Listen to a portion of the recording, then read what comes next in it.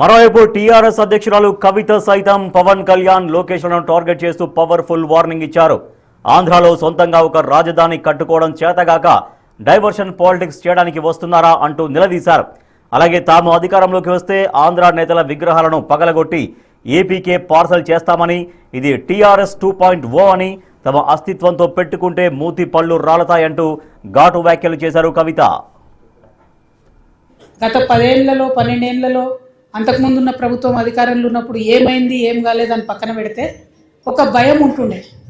ఒక లైన్ దాటొద్దు, తెలంగాణ వాదాన్ని కించపరిచే విధంగా వ్యవహారం చేయొద్దు అనే ఒక భయం, ఒక కట్టుబాటు ఉండే. ఇప్పుడేం జరిగింది? ఎక్కడ పడితే అక్కడ అడ్డగోలుగా ఆంధ్రోళ్ళ విగ్రహాలు పెట్టుకుంటూ, ఎక్కడ పడితే అక్కడ ఎవరు పడితే వాళ్ళు ఇష్టం వచ్చినట్టు మాట్లాడారు. అయితే ఆ మాట్లాడడం వెనుక కూడా ఉట్టిగా ఆషామాషిగా జరుగుతలేదు. దాని వెనుక ఒక కుట్ర ఉంది, అది మనం గమనించాం. మహానాడులు ఏం మొదలుపెట్టిరు? తెలంగాణ పదం డిక్షనరీ లేదని మన తెలంగాణతోనే అనిపించింది. ఇవి మెడకాయని తలకాయ ఉన్నాడు, ఎవడని డిక్షనరీ లేదంటాడు. తెలంగాణ పదం ఏడున్నది? తెలంగాణ రాజ్యాంగం చెప్పింది, భారత రాజ్యాంగం చెప్పి రాష్ట్రం ఇచ్చింది. ఎవడి డిక్షనరీలో, ఆంధ్ర డిక్షనరీలో ఉందా లేదా మాకు అవసరం లేదు. వెంటనే మంత్రి లోకేష్ గారు ఏమంటారు?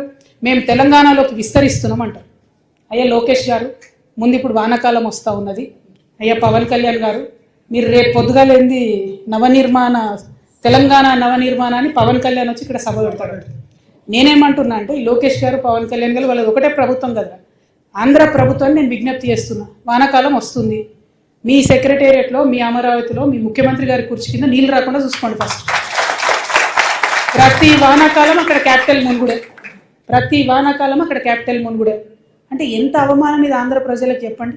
నాయకులేమో వాళ్ళు ఇప్పటికీ కూడా ఆంధ్ర మంత్రులు వచ్చి హైదరాబాద్లో ఆపరేషన్లు చేయించుకొని పోతారు.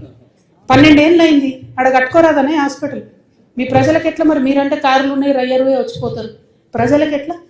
వాళ్ళు ఎక్కడికి పోవాలి? ఇట్లనే మీరు ఊకే చేసిండ్రంటే మేము ఖచ్చితంగా అధికారంలోకి వస్తాం. అన్ని విగ్రహాలు బిడ్డ పలగొట్టి ఆంధ్రాకి పార్సల్ చేస్తాం. నేనైతే అంత ఓపిక మంత్రాలని కాదు, అంత విశాల హృదయం లేదు నాకు. మీ కాడ రాజధాని కట్టుకున్నాడు రాదు శాత కాదు, కానీ ఇడికి వచ్చాక తెలంగాణ నవనిర్మాణం చేస్తారట. మా పని మేము చేసుకుంటాం, మా నిర్మాణం మేము చేసుకుంటాం, మా కథలు మేము పడతాం. ఇగో ఈ జెండా రాకముందు లెక్క వేరే, ఇప్పుడు లెక్క వేరే.